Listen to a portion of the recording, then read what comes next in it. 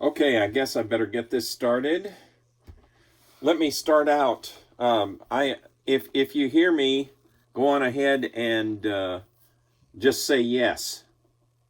Yes. Yes. Okay, very good. All right, I just want to make sure. Now let me start this out with an apology. The apology is pretty simple. I had something written down which said you were supposed to send the link for your first speech texted to me, correct? Okay. Yes. And so I was thinking, what's the matter with these people? And so I went back and read it after a student called that to my attention. And I thought, Hayes, you are an idiot. You told them the wrong thing. Now, the reason I want you to send it, you can text it to me also, but with the speeches that I'm having you do, and there are 3 of them. You've done one, most of you, or a good many of you anyway, have. There are only a few left to do. The very first speech. The reason it has to go into Canvas is there's a software grading system that works there, and you can easily check your grades with the least amount of trouble on my part, with the least amount of trouble on your part. Again, I don't mind getting it via text. In fact, that's kind of nice to have that. But make sure you submit everything on campus. And the way that you'll have to do that, hold on, I've got to let some people in here.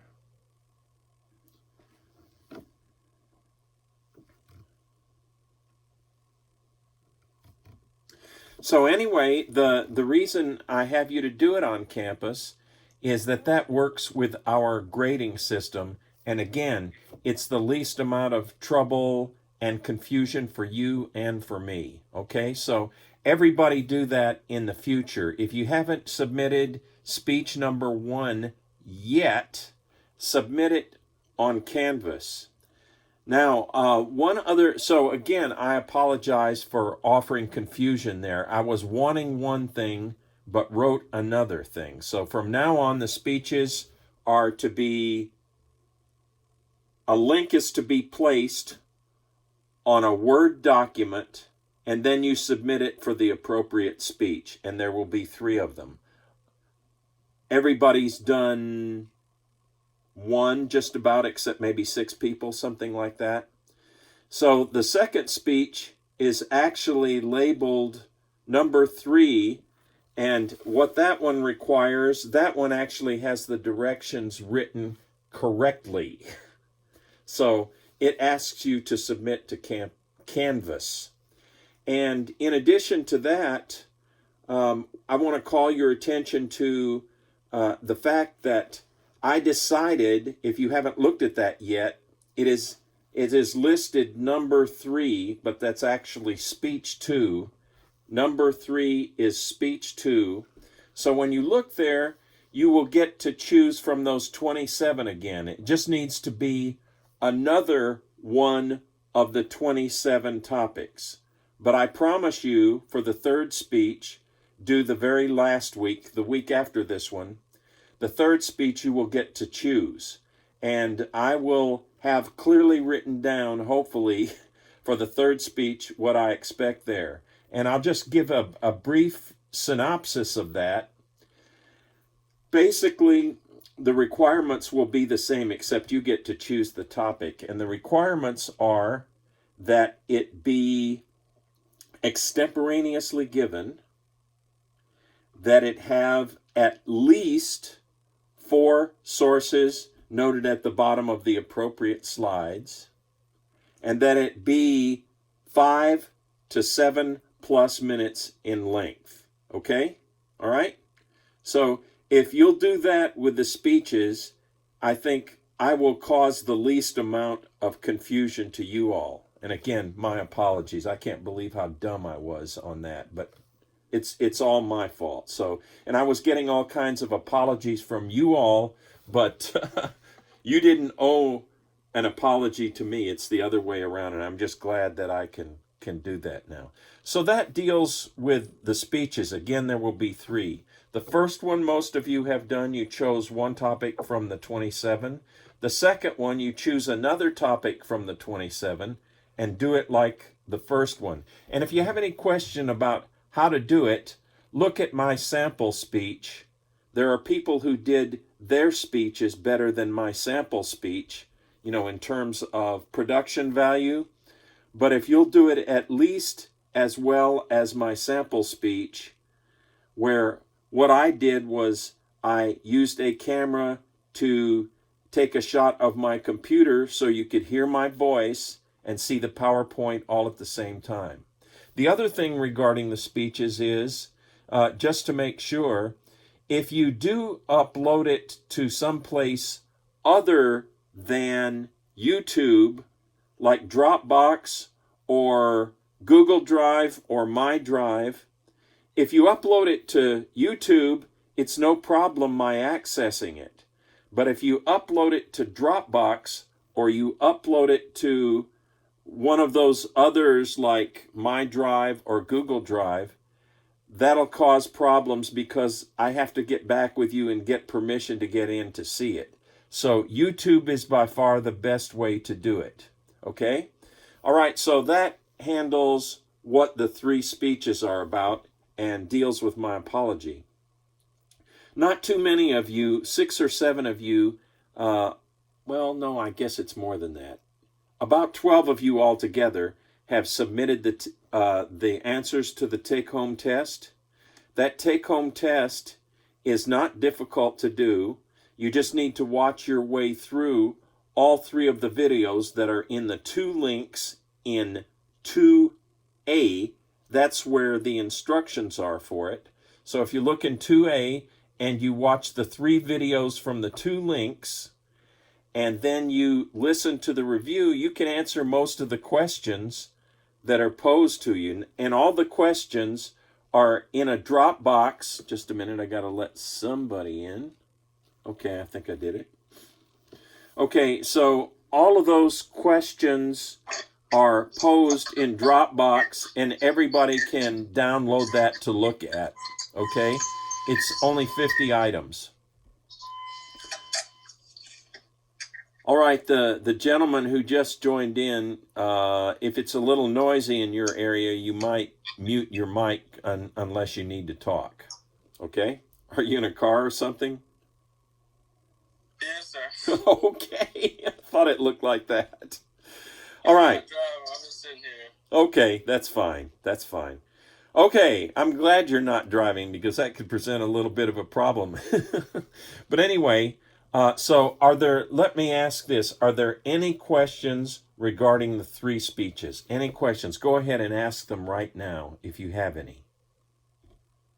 When are we going to get our grades back for the first speech? Okay, who am I talking to here? Hunter. Okay. Yeah, that's a very good question, and I was going to get to that in a moment, but the way that I'm going to answer it right now is this.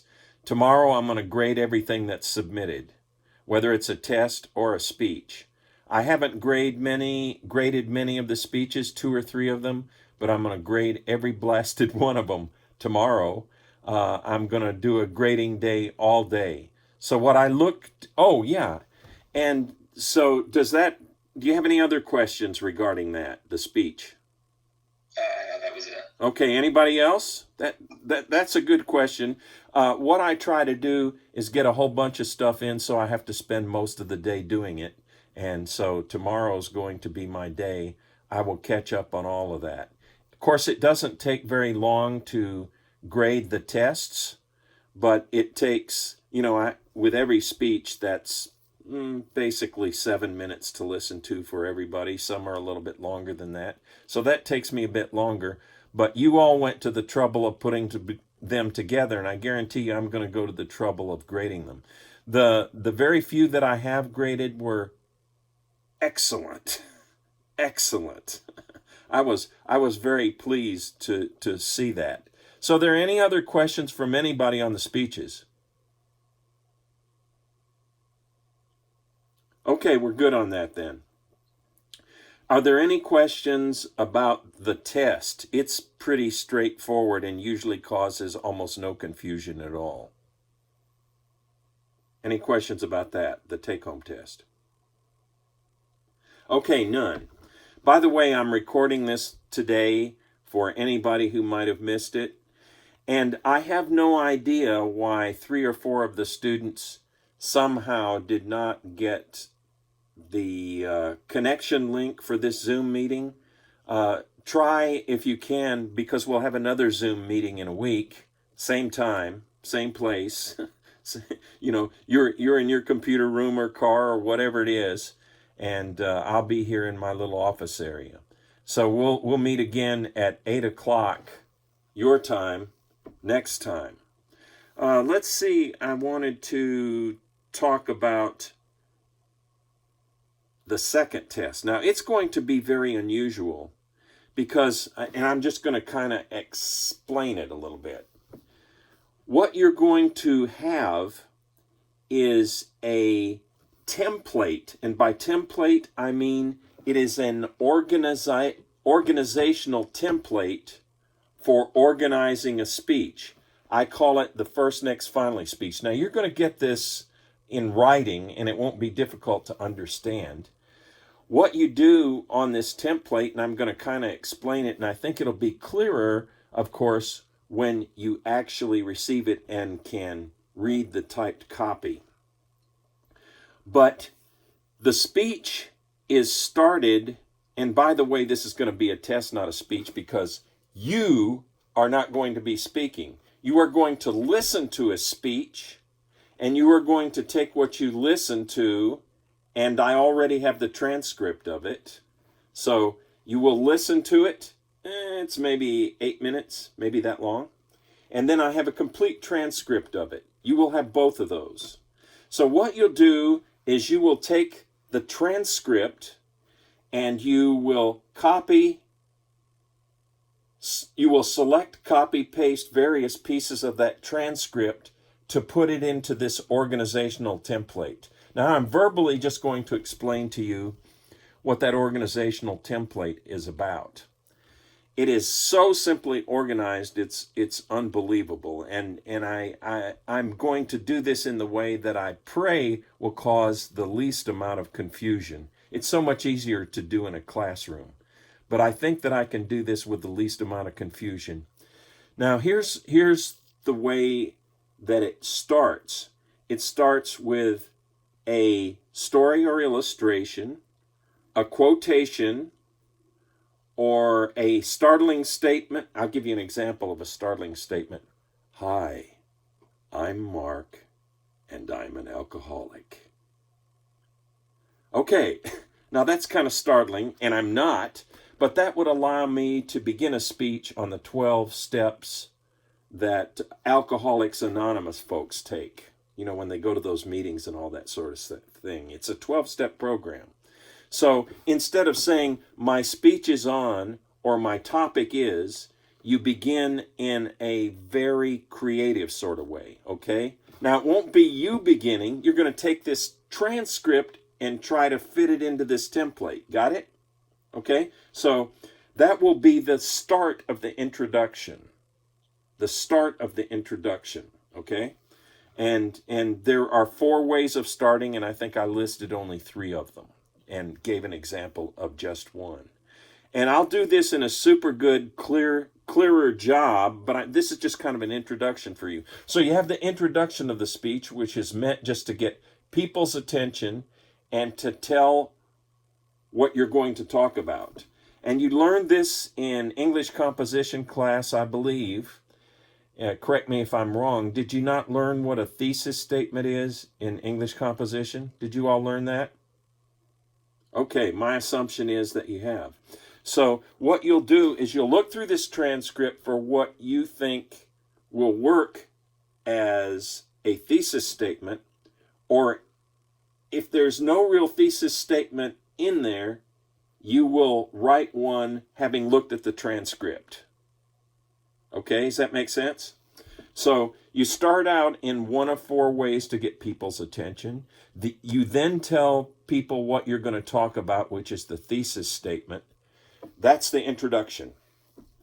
Now, the next thing you do is you go into the body of the speech where you would talk about each of the singular points that you already mentioned in the thesis statement. Okay? And again, all of this will be clear because I'm going to go step by step and you will see things as well. All right? And I'm not going to use the example of the speech you're going to watch, nor the transcript that you're going to be able to view, but I'll take another kind of speech and show you how that fits. Okay, so you start with the introduction. You get people's attention with one of those 4 methods, and I listed 3 and gave an example of one. Then you get to the thesis statement telling what you're going to talk about. Then you go to the body, and you begin in the body. And I said this is called the first, next, finally speech. You begin the body with first, and then you list the first item in that thesis statement. And you give evidence as necessary, you explain, you go through the whole business on point number 1. Now, in this particular case, we're going to assume that the thesis statement has 3 separate points. And so you deal with the first one, evidence and so on, and then you say second, and you deal with the second one, okay? Now, what this is going to count for, even though you're dealing with a speech, it's not going to count as a speech, it's going to count as a test. And it's still an objective test because, except for you might have to write just a tiny little bit of stuff, you are taking what you think are parts of that speech and fitting them into the right place, in the body, in the introduction, in the conclusion. So let's assume that there are 3 points. The first one you introduced with the word first. The second point you introduce with the word second. And the third point, assuming there is one, you introduce with the word third. Okay? Those are called transition words, and it's very easy to follow. That's why I call it first, next, finally speech. Then once you're done talking about all 3 of those points from the thesis statement, and you talk about them in the body, you give evidence for them in the body, then you come to wrapping the speech up. This is called the conclusion. So you have introduction, body, conclusion. Introduction, body, conclusion. You get down to conclusion, and the very first thing you say is in summary. And then what do? You summarize what you've already talked about. It might be 3 or 4 sentences. It might be a minute long. but in summary, and then you summarize what you've talked about so far. And it can be short, it can be long, but it needs to embrace what the speech was about. And this might be a case where also you might have to write just a little bit on your own rather than taking from the transcript itself. Select, copy, paste, okay? You might need to write just a little bit. So in summary, you summarize it. And then to wrap it up, in conclusion, you say in conclusion, and then after that, you have 4 ways to end.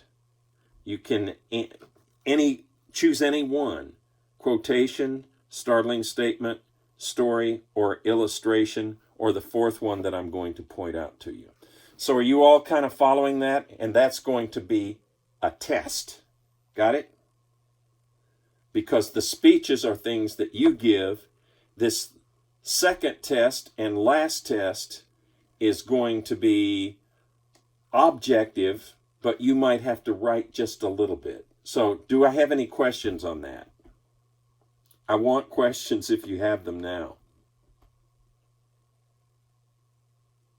Anybody? Okay, my assumption is that you all have it.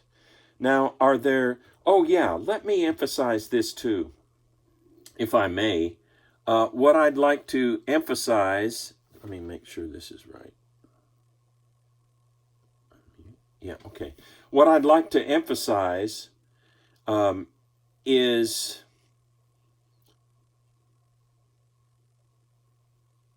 Oh, I just went blank. Senior moment, I suppose. Oh, it does happen now and then, especially if you have no notes to make sure you cover everything. Oh, yes, I remember now. When you want to communicate with me, you will absolutely, if I have my phone in my hand, which is almost at all times, text me. Okay? If I'm going to send something out to the whole class, it's going to be in Canvas email. If you have questions, text me. Don't email me because I don't even look at that. The email is for me to send to you, to remind you about deadlines, to get information to you. And then if you have questions about any of it, you're absolutely welcome to text me. And if you are still confused after an exchange of texts, and I've made 2 phone calls already, I will talk to you on the phone, and generally we can get it straightened out that way. So if you will remember, always, always, always text me, and we will be just fine in communicating in the most efficient way, shall we say. Okay? The reason that I use the email to get to you is there is this huge list of 26 people, and it's very efficient to do that, but it's not efficient for me to look for where you replied to me. So if you have a question, ask it, and I'll get to it. And if I don't get to it almost immediately, it's because either I've gone to bed, and I stay up late. I do. I stay up till 12:30 to sometimes 3 o'clock in the morning, and I sleep rather late. And the first thing that I do when I get up in the morning is I look at the phone, and I look at the texts, and I try to deal with those, okay? So tomorrow, Tuesday, if you have turned stuff in, I will have graded it, and you will know what your grade is. If for whatever reason you have not submitted any of your work to Canvas, you did it some other way, make sure it goes into Canvas, because there's a grading system that works there and that reports to you, and it is super, super efficient. So all the work that I grade, and this is how I find out also in an efficient way whether people are still behind. They haven't done 2 of the speeches, they've done both of the tests or whatever, and so you'll get these annoying emails from me saying, and I know they're annoying.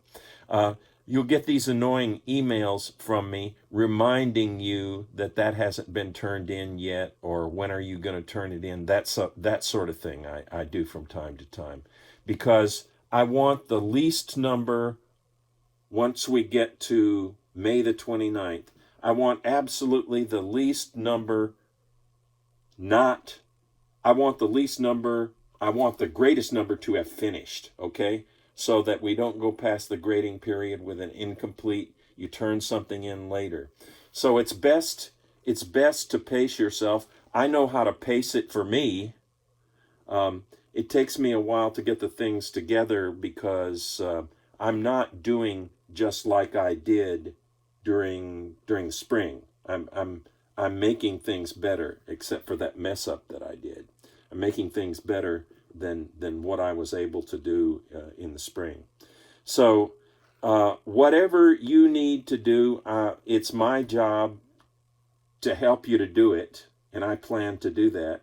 And so if you're frustrated, let me know. If you have questions, let me know, and we'll try to make everything clear, even though we aren't actually face to face. It's done in this crazy sort of way. But the nice thing about it is this: you choose when to do the work. The disadvantage of that is some people tend to put things off. Now, Jordan, I know you are here. She had both of the assignments done either Tuesday or Wednesday. It was unbelievable how quickly she got finished.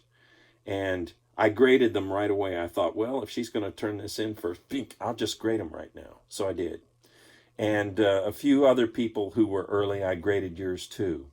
So if you all will pace yourselves, I know how to pace me. Are there quite a few of you who are working during the day or have a night shift? Anybody? Well, I suspect that some of you are anyway.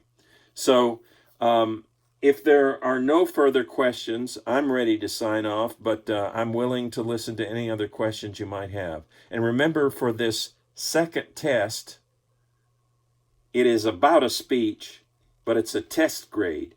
And it's not your speech, it's a speech that's already given. There will be a video of it for you to watch, and there will be a transcript of it, and you're to take that transcript and make it fit that template that I described verbally here just a little bit earlier. So I'm going to give you just a few seconds to ask questions if you have any, and if not, we'll sign off. Any questions? I'm ready to listen. Silence. Okay, we'll end the meeting. It's been 28 minutes, so we got through just a little bit early. And again, text me. I will text you back, but I will also email you. Don't email me. Submit everything on Canvas. I want to say campus. That would be a better name, actually, because it's a virtual campus where you submit things.